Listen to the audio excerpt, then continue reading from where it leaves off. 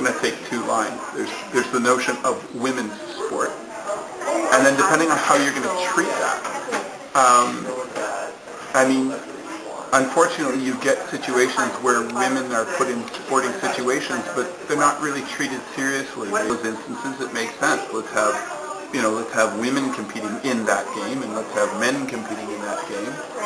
And where there's an issue related to our biology, all right. But we've got so many other examples of sport where there is absolutely no biological reason not to have head-to-head competition. And in those sports, women are competing, neck and neck with men, and in some cases, they dominate the field. When I first hear that, I typically think of high school sports because you don't really see many women in major leagues or anything. Women play sports. It's kind of funny that for a lot of males, the initial draw-in is the difference in clothing for women in sports. You watch male beach volleyball, for example, the guys are wearing long shorts with tank tops that cover pretty much everything. You watch the girls, and it doesn't cover very much at all.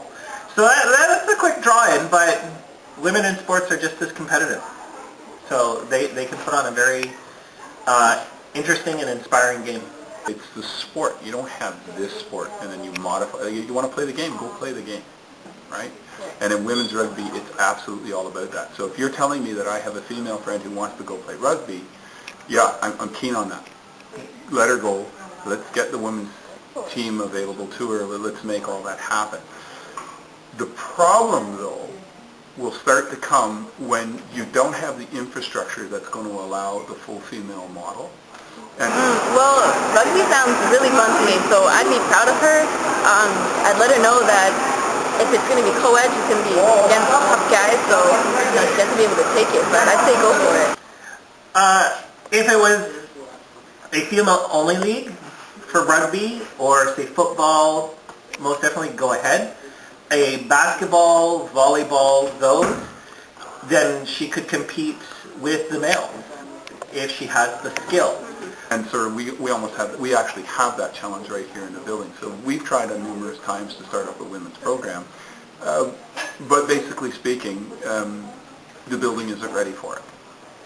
That even though as men or males in leadership roles want to think different, women can do just about any sport that a male can do.